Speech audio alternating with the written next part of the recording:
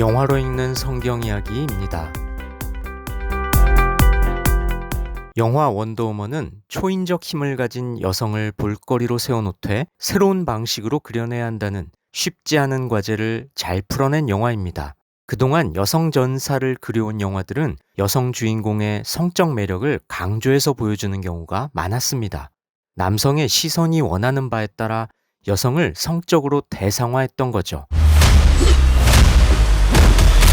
하지만 원더우먼은 그간 관습적으로 다뤄져온 여성의 신체를 전시하는 방식을 이미 전작에서부터 탈피했습니다. 의상이나 화면의 구도는 그녀를 자주적이고 강인한 히어로물의 주인공답게 그려내고 있죠.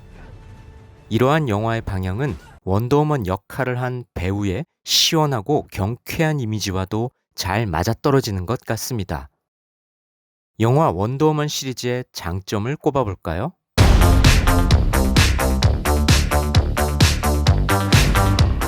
우리에게 가장 익숙한 원더우먼이라고 할 수 있는 TV 시리즈에서 그녀의 의상은 미국 국기를 연상케 했는데요. 이렇게 악당을 물리치는 영웅 원더우먼의 의상에는 세계 평화를 지켜내는 이가 바로 미국이라는 은근한 우월감이 숨겨져 있었습니다. 하지만 영화에서 다이애나의 출생지는 미국이 아닌 제3세계고요. 그녀의 의상에서도 미국의 흔적은 말끔히 사라져 있습니다. 그런데 눈썰미 있는 관객이라면 이 영화에서 그분의 존재를 찾을 수 있을 겁니다.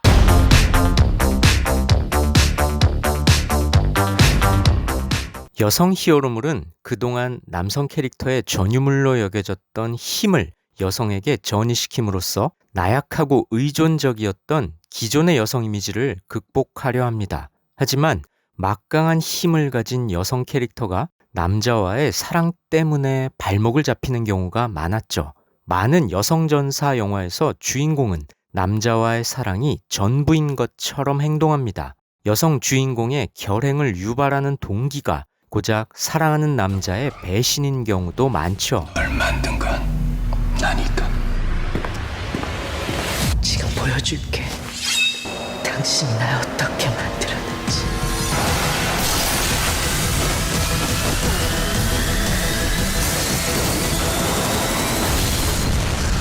나는 살 수가 없어.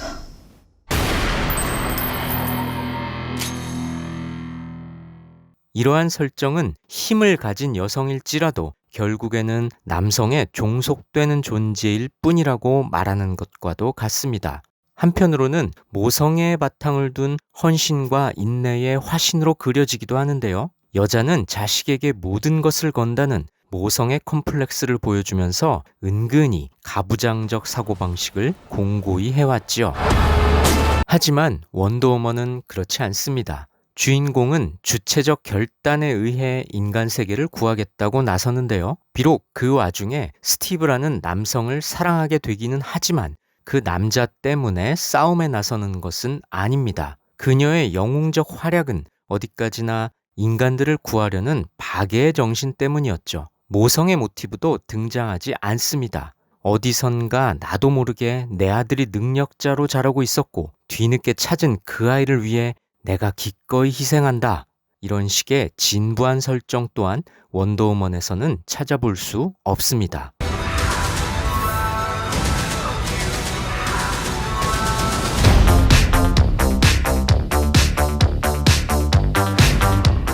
여성 중심의 서사에서 남성은 우스꽝스럽게 그려지는 역차별을 당하기 십상이었습니다. 하지만 원더우먼은 이런 오류에 빠지지 않았습니다. 전편에서 스티브는 원더우먼과는 별개로 영웅적인 희생을 감내합니다. 원더우먼 시리즈는 남성들을 찌질하게 그리지 않는 넉넉한 시각을 견지하고 있죠.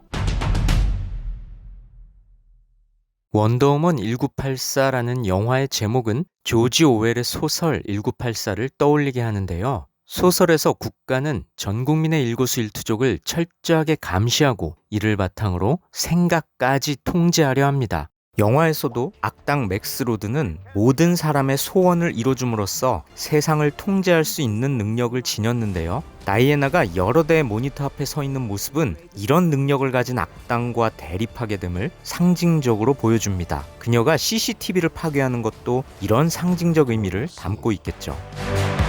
그런데 영화 속 상황이 지금의 상황과 묘하게 맞닿아 있다는 생각이 들지 않나요?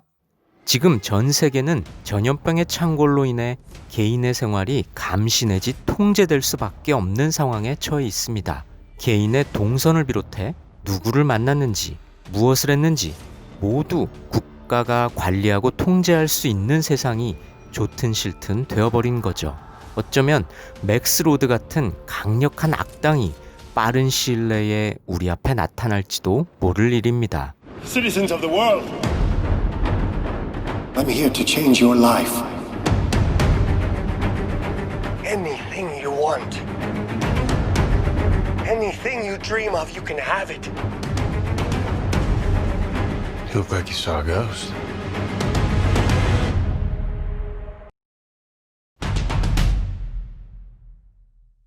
영화는 주인공 다이애나에게 고고학자라는 근사한 직업을 부여했지만 한편으로는 사랑했던 남자의 죽음이라는 내면의 상처를 가지고 살게끔 설정했습니다.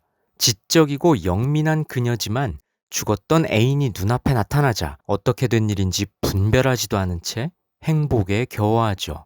죽었던 사람이 나타났다면 진짠지 가짠지 우선 확인해보는 게 당연하지 않나요? 이러한 설정은 아무리 능력있고 당당한 여성일지라도 여자란 사랑의 굴레로부터 벗어날 수 없다는 어쩔 수 없는 여자라는 낡은 고정관념을 탈피하지 못하는 것 같습니다. 물론 다이애나는 곧 각성하고 히어로다운 능력을 되찾기는 합니다만 또 한 명의 여성 캐릭터 바바라. 원래 그녀는 주인공 다이애나의 동료였는데요. 원더우먼의 숙적이자 이 영화의 빌런인 치타로 변해버립니다. 그런데 그녀가 빌런이 되어버리는 동기가 조금 옹색한 것 같습니다. 원더우먼을 향한 질투와 열등감에 사로잡혔기 때문인데요. I don't want to be like anyone. I want to be an apex predator. You've always had everything, while people like me have had nothing. Well, now it's my turn. Get used to it. 이런 설정은 여자들이란 질투하는 존재 내지는 여자의 적은 여자라는 진부한 사고방식을 떨쳐내지 못하는 것 같습니다. 그래서인지 다이애나는 당당하고 아름다운 반면 바바라는 어딘지 부족해 보이는 모습과 대사를 날립니다. 원더우먼은 매우 매력있고 근사하게 보이지만 상대편 치타는 다소 흉측한 모습을 하고 있습니다. 물론 최상위 포식자가 되겠다는 열망이 반영되었다고는 하지만 원더우먼은 전투 중에도 아름다운 여성의 모습을 유지하는 반면 치타는 그저 포악스러운 육식동물의 모습일 뿐이죠.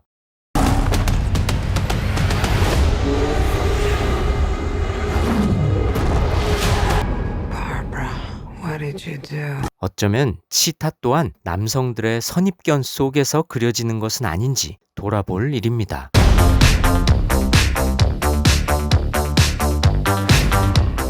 쏟아지는 총알을 원더우먼이 막아내는 장면들은 일품입니다. 원더우먼은 큰 힘을 가졌음에도 상대방을 공격하기보다는 방어를 우선시하는 캐릭터인데요. 이런 장면들은 원더우먼이라는 여성 히어로가 갖는 보호의 능력, 나아가 박애의 정신을 상징적으로 보여줍니다.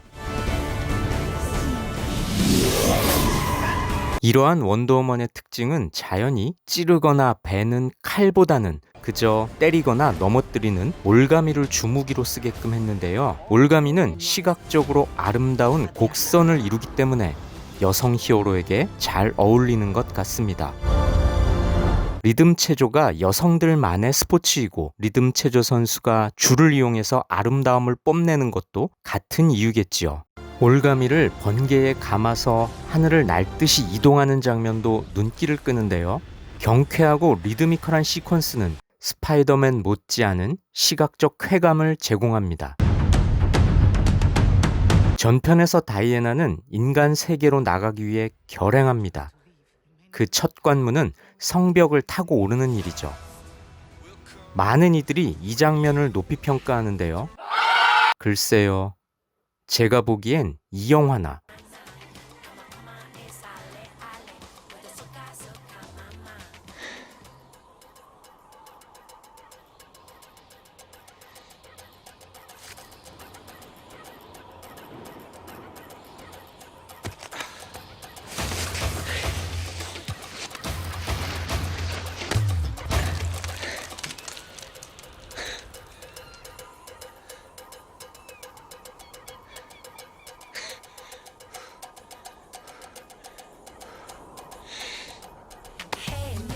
이 영화가 더 근사하게 표현한 것 같은데요.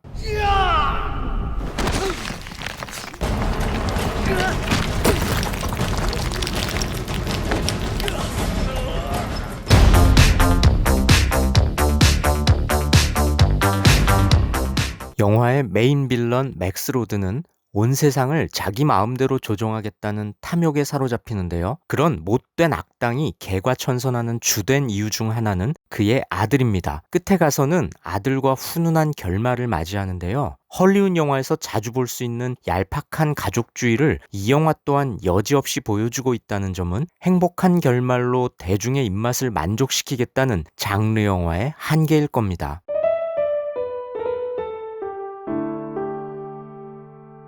원더우먼 1984는 남성 중심적 사고에서 벗어나 자주적이고 진취적이며 강인한 여성 캐릭터를 그려냅니다. 그런데 성경에도 이런 여성 히어로가 등장합니다.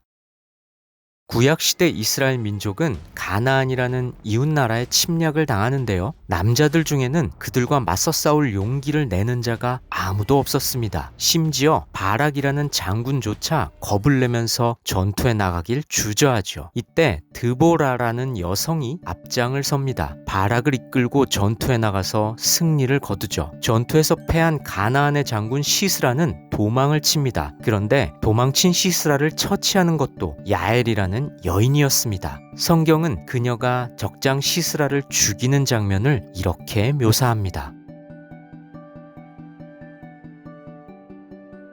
어떤가요? 드보라와 야엘은 탁월한 여성 히어로였죠. 이들은 그저 남성의 연정의 대상, 보호의 대상, 소유의 대상이 아니었습니다. 남성 히어로가 이끄는 대로 따라가는 수동적 입장에 머물지도 않았습니다. 남자의 보호가 필요한, 남자에 의해서 운명이 좌우되는 연약한 존재가 아니라 자주적이고 진취적이며 강인한 여성이었다는 점에서 구약시대의 원더우먼이라고 할 수 있을 겁니다. 근래 들어서 강인한 여성 이미지가 각종 매체에서 주목을 받고 있습니다. 이런 현상은 그간 억눌려온 여성들을 통쾌하게 대변하는 동시에 지금과는 다른 세상을 원하는 현대 여성들의 기호를 충족시키죠. 영화는 우리에게 이렇게 묻는 것 같습니다. 당신의 소원은 뭐냐고 말이죠. 끝내 이루어지지 않은 소원은 허망할 뿐이지만 한편으로는 이후의 삶을 이어나갈 힘이 되기도 합니다. 그런 점에서 원더우먼 1984는 지금처럼 팍팍한 현실을 잠시나마 잊게 해주는 한바탕 소동극이라고도 할 수 있을 겁니다. 지금은 히어로가 필요한 암울한 시대입니다. 그 어느 때보다 긍정과 희망의 메시지가 필요한 때기도 하죠. 원더우먼처럼 극강의 능력을 지녔으되 박애의 정신까지 갖춘 여성 히어로라면 이 시국에 딱 어울리는 캐릭터가 아닐까요?